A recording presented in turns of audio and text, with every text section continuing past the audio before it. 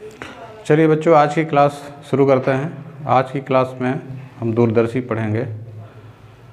पिछले क्लास में हमने सूक्ष्मदर्शी के बारे में पढ़ाया था। इस चैप्टर का ये महत्वपूर्ण भाग है दूरदर्शी। दूरदर्शी ऐसे प्रकाशिक उपकरण को कहते हैं जिसके द्वारा हम दूर की वस्तुओं को देखते हैं।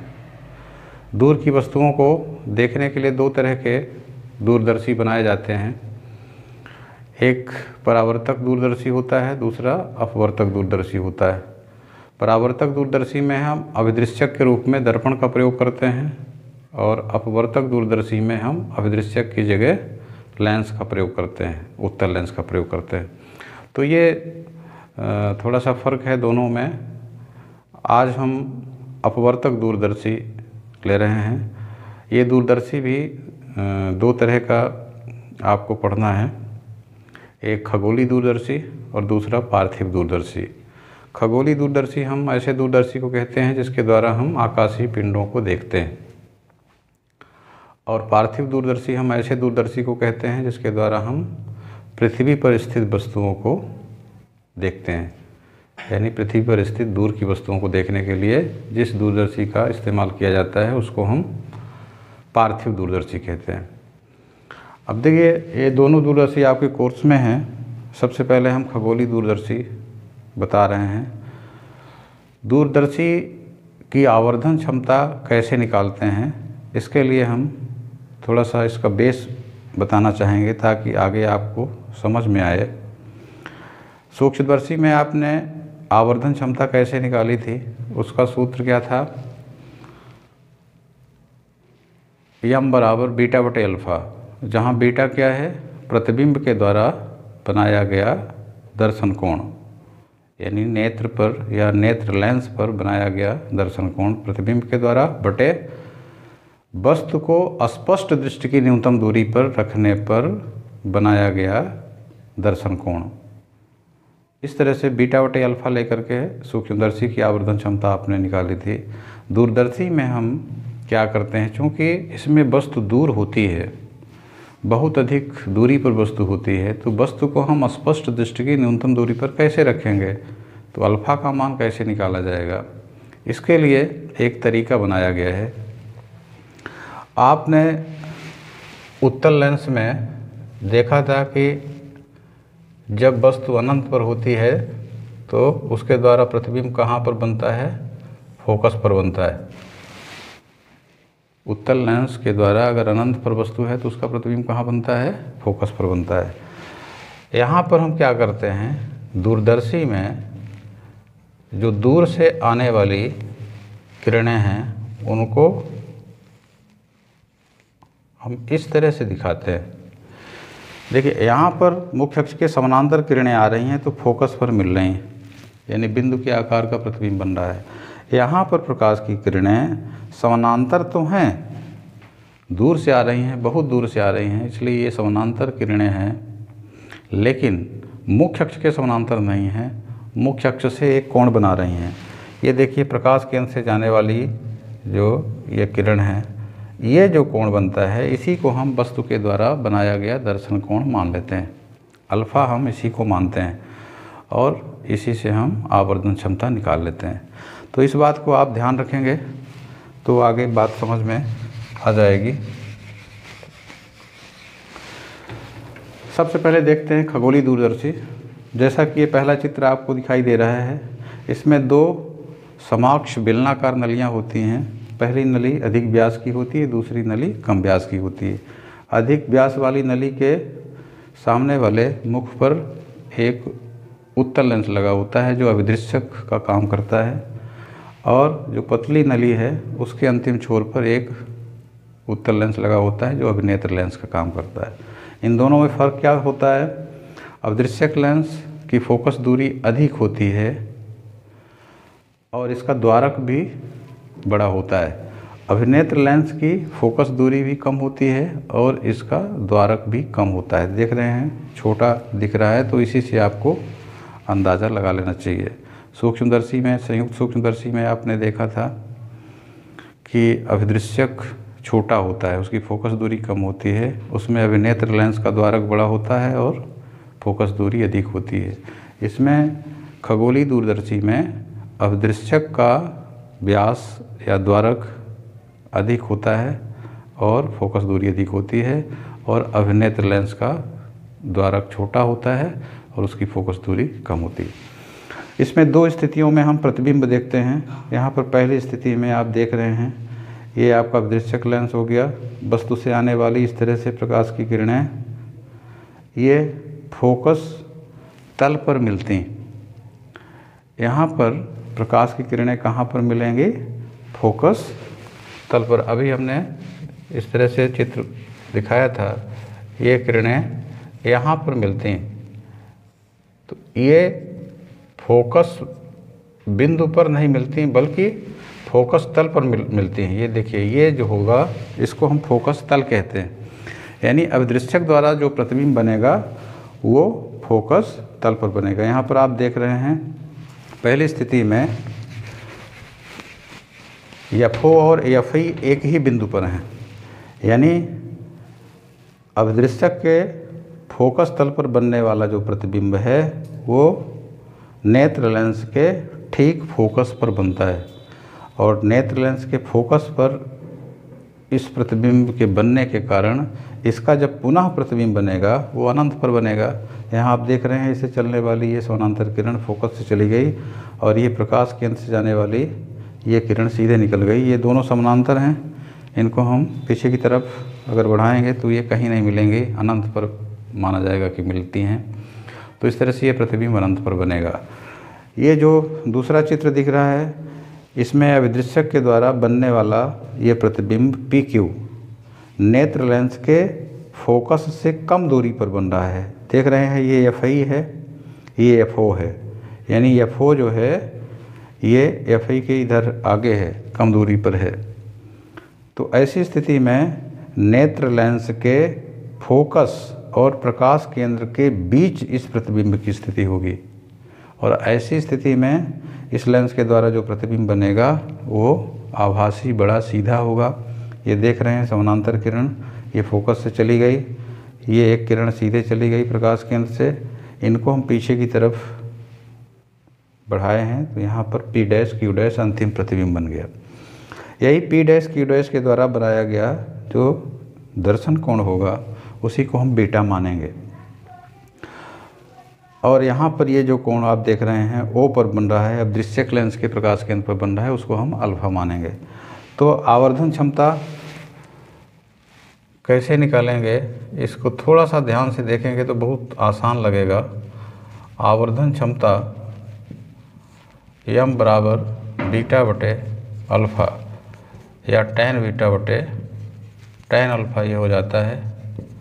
अब टैन बीटा टैन अल्फ़ा का मान निकालना है। यहाँ देखिए, पी क्यू के द्वारा ये बीटा कोण बन रहा है और यहाँ पर ये जो अल्फ़ा कोण बन रहा है इसमें भी ये पी क्यू लंब का काम कर रहा है। तो हमें ऐसा चुनाव करना है कि ये पी क्यू कट जाए। अगर हम पी डैश क्यू डैश ले लेंगे लंब के रूप में बीटा के लिए तो फिर समस्या हो जाएगी। तो यहाँ पर हम क्या करते हैं, बीटा के लिए पी क्यू लंब, ओ डैश क्यू आधार हो गया, और अल्फ़ा के लिए टैन अल्फ़ा के लिए पी क्यू लंब और ओ क्यू आधार हो गया। तो टैन बीटा का मान क्या हो जाएगा, पी क्यू बटे ओ डैश क्यू, और टैन अल्फ़ा का मान क्या हो जाएगा, पी क्यू बटे ओ क्यू। अब देखिए इसमें पी क्यू कट जाएगा, पी क्यू बटे ओ डैश क्यू गुणे ओ क्यू बटे P Q, P Q cut गया, ओ क्यू बटे ओ डैश क्यू आएगा। अब यहाँ मान रख देते हैं। देखिए ओ क्यू का मान क्या होगा, ये एफ ओ के बराबर होगा। ये अभिदृश्यक की फोकस दूरी है, इसलिए इसको हम एफ ओ लिखते हैं। ओ यहाँ ऑब्जेक्टिव लेंस के लिए आ रहा है संकेत के रूप में। तो ये हो जाएगा ओ क्यू का मान एफ ओ हो गया, और ओ डैश क्यू क्या है, ओ डैश क्यू देखिए इसके लिए ये वस्तु है, इसलिए हम इसको वस्तु की दूरी मानते हैं। यू ई माइनस यू ई होगा, तो यहाँ पर ओ डैश क्यू का मान हो जाएगा माइनस यू ई। ये एक कच्चा सूत्र हो गया यम बराबर। अब क्या करेंगे, लेंस सूत्र से हम जैसे संयुक्त सूक्ष्मदर्शी में 1/यू ई का मान निकाले थे, तो लेंस सूत्र से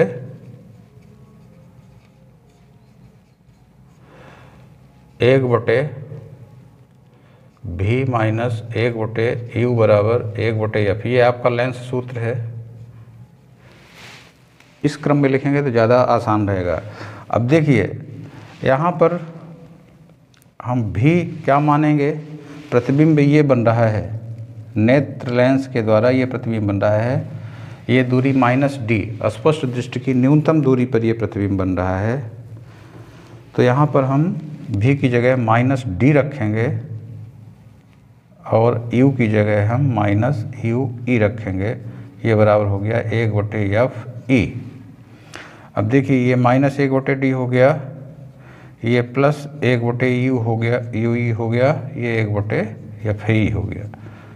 तो यहाँ पर 1/यू ई का मान क्या निकलेगा, 1/यू ई बराबर 1/एफ ई प्लस 1/डी। ये देखिए 1/यू ई का मान आ गया 1/एफ ई प्लस 1/डी। अब यही मान हम क्या करेंगे, पहले संबंध में यम का मान जो ये निकला है यहाँ पर रख देंगे। तो यम बराबर हो जाएगा एफ ओ, देखिए माइनस को हम पहले ले लेते हैं, इंटू 1/यू ई का मान रखेंगे, 1/यू ई का मान रखेंगे 1/एफ ई प्लस 1/डी। अब इसमें थोड़ा सा इसमें चेंज लाते हैं। इसमें हम क्या करते हैं, यहाँ एफ आई का भाग दे देते हैं और इसमें एफ आई का गुणा कर देते हैं। एफ आई का भाग देते हैं और एफ आई का गुणा भी करते हैं। एफ आई का यहाँ जब गुणा करेंगे तो एफ आई बटे एफ आई हो जाएगा प्लस एफ आई बटे डी हो जाएगा। इसको एक बार फिर लिख देते हैं, माइनस एफ ओ बटे एफ आई एक धन एफ आई बटे डी। ये आपका उस स्थिति में आवर्धन क्षमता का सूत्र हो जाएगा जब प्रतिबिंब स्पष्ट दृष्टि की न्यूनतम दूरी पर बनेगा। और यदि प्रतिबिंब अनंत पर बने, यदि जैसे इस चित्र में दिखाया गया है, यदि प्रतिबिंब अंतिम प्रतिबिंब अनंत पर बने, अनंत पर बने, तब यम का मान क्या होगा, यम बराबर समीकरण 1 से देखिए, ये अनंत पर प्रतिबिंब कब बनता है, जब एफ ओ एफ आई एक हो जाते हैं। यानी यहाँ पर ओ डैश क्यू का मान किसके बराबर होगा, एफ आई के बराबर। ये जो है जब एफ आई के बराबर होगा उस स्थिति में प्रतिबिंब अनंत पर बनेगा। यानी हमें क्या करना है, यू ई की जगह एफ आई रख देना है, तो एफ ओ बटे एफ आई, और ये माइनस चिन्ह ये रहेगा ही। तो ये जो है दूसरी स्थिति में आवर्धन क्षमता हो जाएगी। तो इतना करना है इसमें। इसमें 2-3 खास चीज़ें और है जो ध्यान में रखना है। ये स्पष्ट दृष्टि की न्यूनतम दूरी की स्थिति में बनने वाला प्रतिबिंब है। ये उस स्थिति की आवर्धन क्षमता है जब प्रतिबिंब अनंत पर बनता है। ये वाला उस स्थिति की आवर्धन क्षमता है जब प्रतिबिंब स्पष्ट दृष्टि की न्यूनतम दूरी पर बनता है। इसमें आप देख रहे हैं कि माइनस चिन्ह आ रहा है। माइनस चिन्ह इस बात का प्रतीक है कि जो प्रतिबिंब बन रहा है अंतिम, वो वस्तु के सापेक्ष उल्टा बन रहा है, इसलिए आवर्धन क्षमता का मान ऋणात्मक आ रहा है।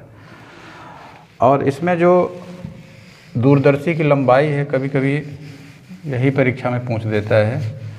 तो इस स्थिति में दूरदर्शी की लंबाई FO प्लस FI, देखिए ये FO हो गई और ये FI, यही दूरदर्शी की लंबाई है। अब दृश्यक और अभिनेत्र लेंस के बीच की जो दूरी है वही दूरदर्शी की लंबाई है। तो ये हो जाएगी।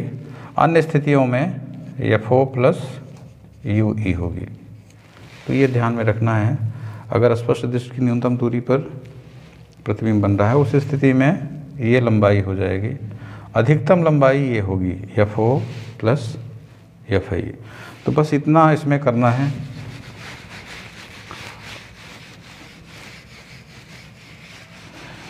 इस पार्थिव दूरदर्शी आता है। खगोलीय दूरदर्शी में थोड़ा सा हम चेंज करके पार्थिव दूरदर्शी बनाते हैं। इसमें दोनों में फ़र्क क्या है थोड़ा सा समझेंगे।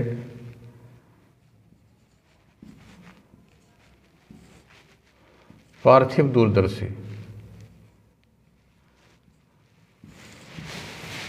देखिए खगोलीय दूरदर्शी में प्रतिबिंब वस्तु के सापेक्ष उल्टा बनता है।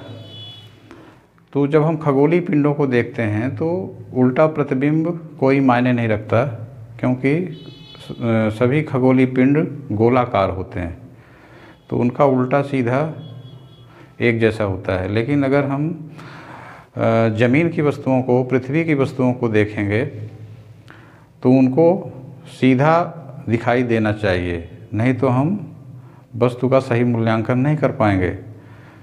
तो वस्तु को सीधा कैसे देख पाएँ, पृथ्वी की दूर की वस्तु को हम सीधा देख पाएँ, इसके लिए खगोलीय दूरदर्शी में थोड़ा सा परिवर्तन किया गया है। इसमें हम क्या करते हैं, देखिए ये आपका दृश्यक लेंस हो गया, ये आपका अभिनेत्र लेंस हो गया, दोनों का मुख्य क्षेप होता है।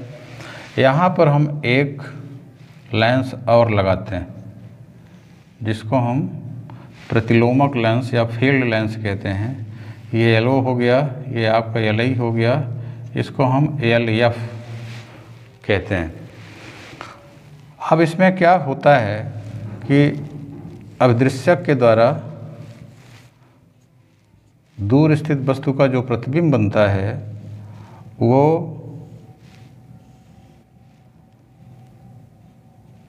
इस प्रतिलोमक लेंस के 2F पर बनता है। इसको हम 2F मानते हैं।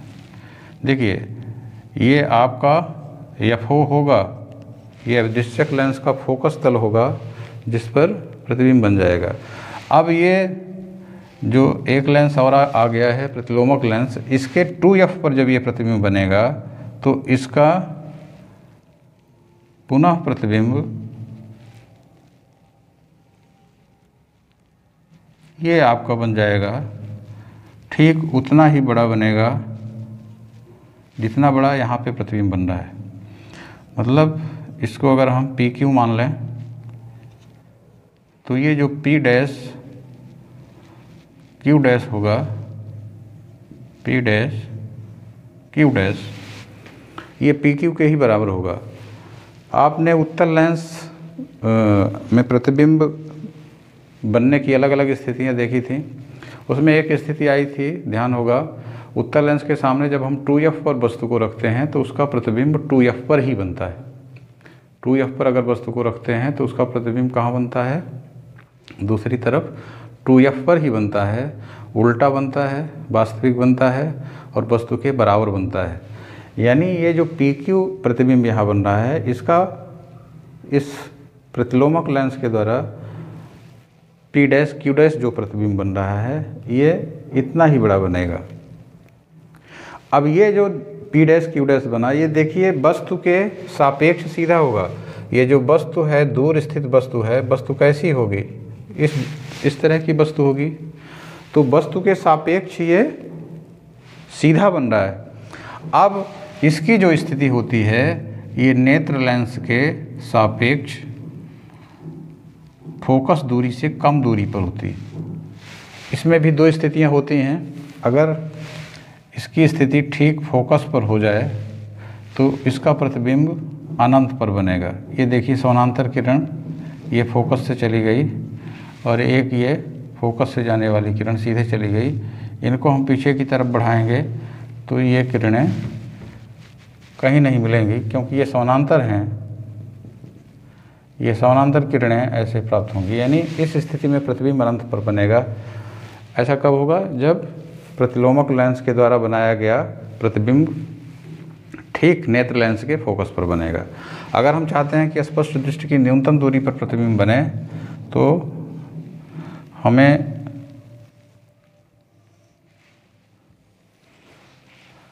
इस तरह से सेटिंग करनी पड़ेगी। ये आपका प्रतिलोमक लेंस हो गया। तो ये अभिदृश्यक के द्वारा जो प्रतिबिंब बनेगा, सबसे पहले इसके फोकस पर और इसके 2f पर बनेगा ये, और इसका प्रतिबिंब इधर आपका बन गया ये। अब इसके फोकस से कम दूरी पर देखिए, इसका फोकस यहाँ कहीं होगा और ये जो आपका P डैश Q डैश बन रहा है ये फोकस से कम दूरी पर बन रहा है। ऐसी स्थिति में देखिए इसका प्रतिबिंब कहाँ बनेगा? ये समानांतर किरण ये फोकस से चली जाएगी और एक ये प्रकाश केंद्र से जाने वाली किरण सीधे चली जाएगी। इनको हम पीछे की तरफ बढ़ाएंगे तो ये यहाँ कहीं मिलती हुई प्रतीत होंगी, यानी ये जो प्रतिबिंब बनेगा आपका यहाँ कहीं मान लीजिए बन रहा है। थोड़ा सा अभ्यास करना पड़ेगा चित्र बनाने का, तब बना पाएंगे।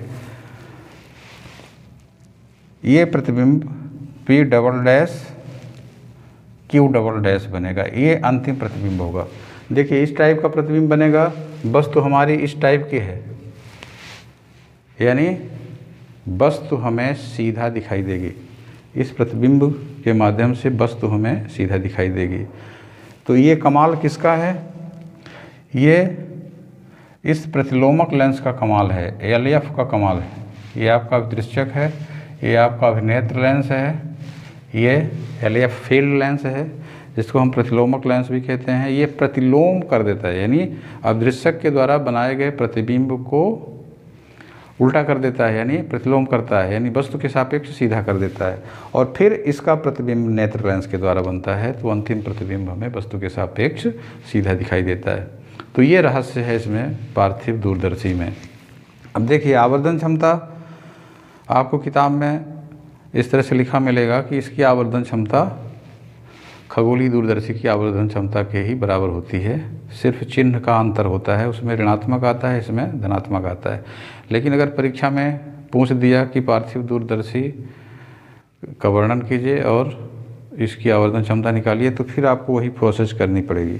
वही प्रोसेस कैसे करनी पड़ेगी? देखिए इसको हम मान लेंगे अल्फ़ा, इसको मान लेंगे अल्फ़ा, ये सम्मुख कोण है। और ये प्रतिबिंब के द्वारा बनाया गया, ये प्रतिबिंब के द्वारा बनाया गया यहाँ पर दर्शन कोण ये आपका बीटा होगा। तो यहाँ पर देखिए यम बराबर बीटा बटे अल्फ़ा या tan बीटा बटे tan अल्फ़ा। थोड़ा सा इसमें ध्यान रखना है। देखिए tan बीटा का मान क्या होगा? P डैश Q डैश बटे O dash Q dash, P dash Q dash बटे इसमें आ रहा है O डैश Q डैश बटे tan अल्फ़ा का मान हम कैसे निकालेंगे? यहाँ से देखिए ये पहला प्रतिबिंब जो अभिदृश्यक के द्वारा बना है PQ और ये O है, PQ बटे OQ, PQ बटे OQ। तो ये P डैश Q डैश बटे O डैश Q डैश गुणे OQ बटे PQ। अब इसमें देखिए ये PQ उसमें कट गया था, इसमें नहीं कट रहा है। इसमें क्या करेंगे हम? ये जो P डैश Q डैश का मान है वो माइनस PQ के बराबर होगा, ये लिखना पड़ेगा आपको। देखिए P डैश Q डैश का मान जो है ये माइनस PQ के बराबर होगा।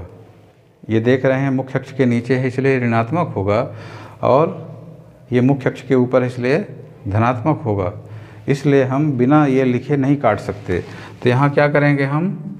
P डैश Q डैश की जगह लिख देंगे माइनस PQ और ये आपका ओ क्यू बटे पी क्यू ही है, यहाँ पर ये ओ डैश क्यू डैश आएगा। अब देखिए पी क्यू कटेगा। अब जब मान रखेंगे, ये देखिए माइनस चिन्ह यहाँ आ गया है,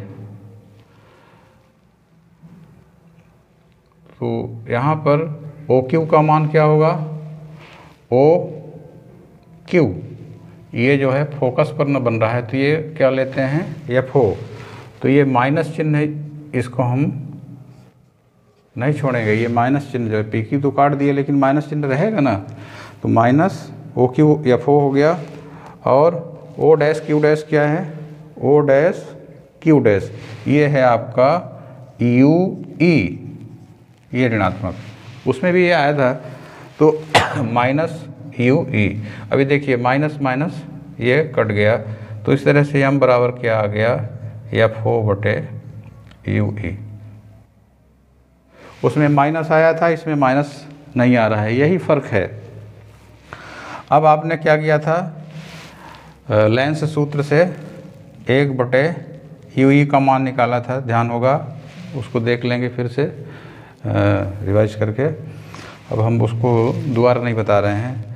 आया था 1 बटे एफ आई प्लस 1 बटे डी। ये मान जब हम यहाँ रखेंगे तो यम बराबर क्या हो जाएगा, एफ ओ इंटू 1 बटे एफ आई प्लस 1 बटे डी। और इसमें भी जब हम एफ आई का भाग दे देंगे और एफ आई का गुणा कर देंगे तो एफ ओ बटे एफ आई इंटू यहाँ 1 हो जाएगा, एफ आई बटे एफ आई, और धन डी बटे सॉरी एफ आई बटे डी।